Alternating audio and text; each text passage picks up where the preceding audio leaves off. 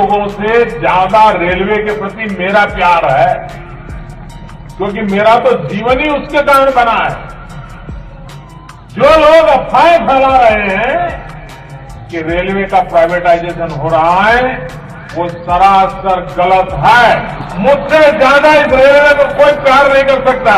सरकार 151 प्राइवेट ट्रेनों के प्रोजेक्ट को शुरू करने जा रही है। निजी कंपनियों से प्रस्ताव मांगे गए हैं। केंद्र सरकार ने रेलवे में निजीकरण की दिशा में बड़ा कदम उठाया है। 109 जोड़ी रूटों पर 151 प्राइवेट ट्रेन चलाने को लेकर निजी कंपनियों से आवेदन मांगा है।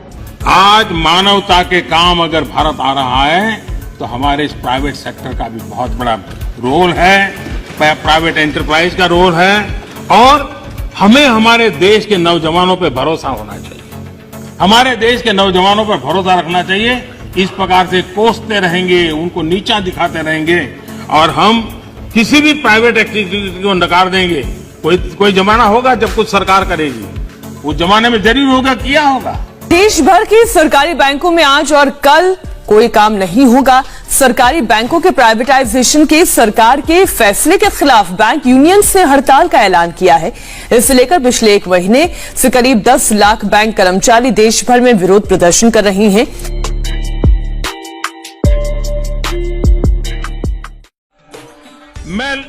वो लूट रहे हैं सपनों को, वे लूट रहे हैं सपनों को, मैं चैन से कैसे सो जाऊं।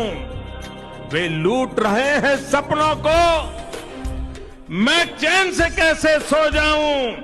वो बेच रहे हैं भारत को, वो बेच रहे हैं भारत को, खामोश मैं कैसे हो जाऊं। मैंने कसम उठाई है, मैंने कसम उठाई है, मैं देश नहीं बिकने दूंगा। सौगंध मुझे इस मिट्टी की, मैं देश नहीं मिटने दूंगा, मैं देश नहीं मिटने दूंगा, मैं देश नहीं झुकने दूंगा। सरकार 151 प्राइवेट ट्रेनों के प्रोजेक्ट को शुरू करने जा रही है। निजी कंपनियों से प्रस्ताव मांगे गए हैं। केंद्र सरकार ने रेलवे में निजीकरण की दिशा में बड़ा कदम उठाया है। 109 जोड़ी रूटों पर 151 प्राइवेट ट्रेन चलाने को लेकर निजी कंपनियों से आवेदन मांगा है। शुक्र करिए कि पिछली सरकारों ने कुछ बनाया, आपने तो कुछ बनाया नहीं है।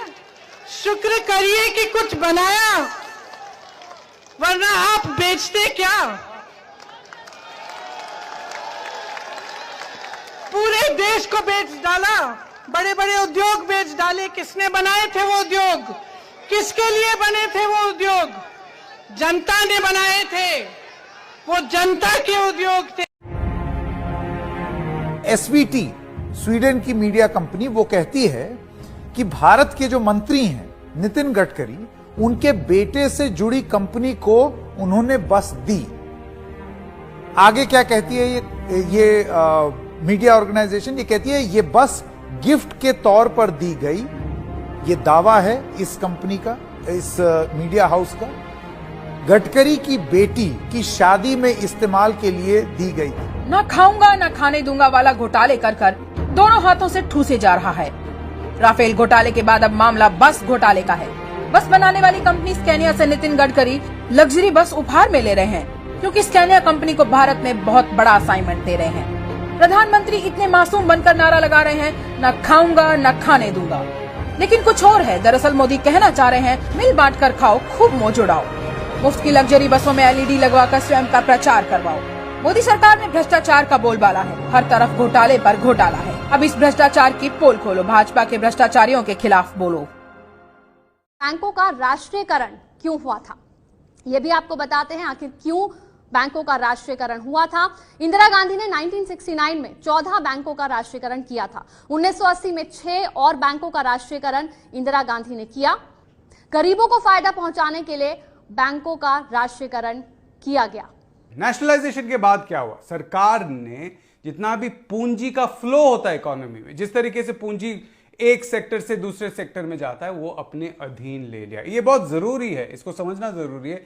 ये जरूरी इसलिए है ताकि सरकार तय कर पाए, पूरी सोसाइटी तय कर पाए, पब्लिक तय कर पाए कि किस सेक्टर को पूंजी मिलनी चाहिए। सिर्फ प्रॉफिट या मुनाफा कहां हो रहा है वहीं पे पूंजी जाए, ये ना हो।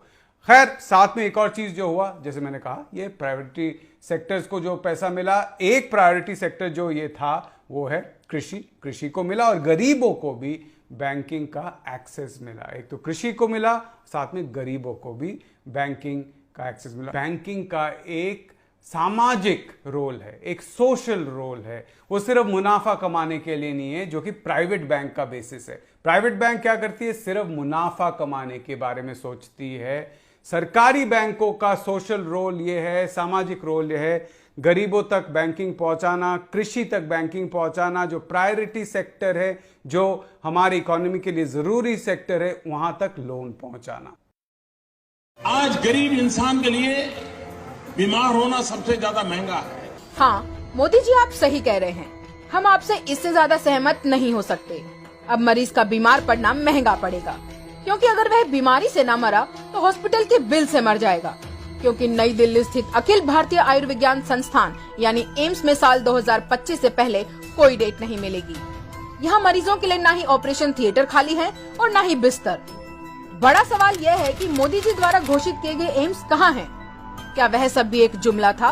अमर उजाला में प्रकाशित एक रिपोर्ट के अनुसार 42 वर्षीय रमेश सिंह को 6 माह के इंतजार के बाद एम्स के डॉक्टर्स ने उन्हें साल 2025 के बाद आकर अपने दिल का ऑपरेशन कराने की सलाह दी।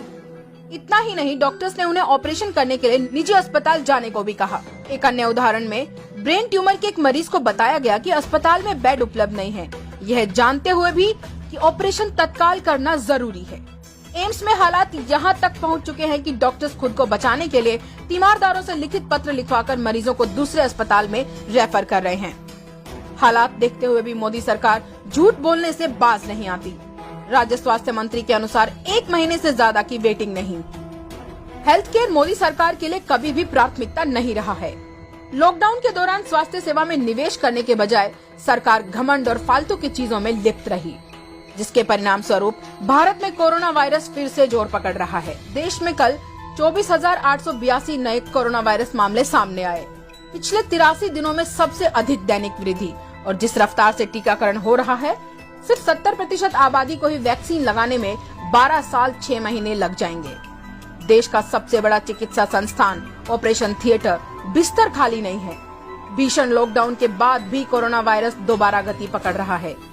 वैक्सीन लगने में 12-13 साल का समय भी लग सकता है। अर्थव्यवस्था, रोजगार पहले से ही चौपट है। ये कहना गलत नहीं होगा कि प्रधानमंत्री मोदी न जान बचा पाए न जहान।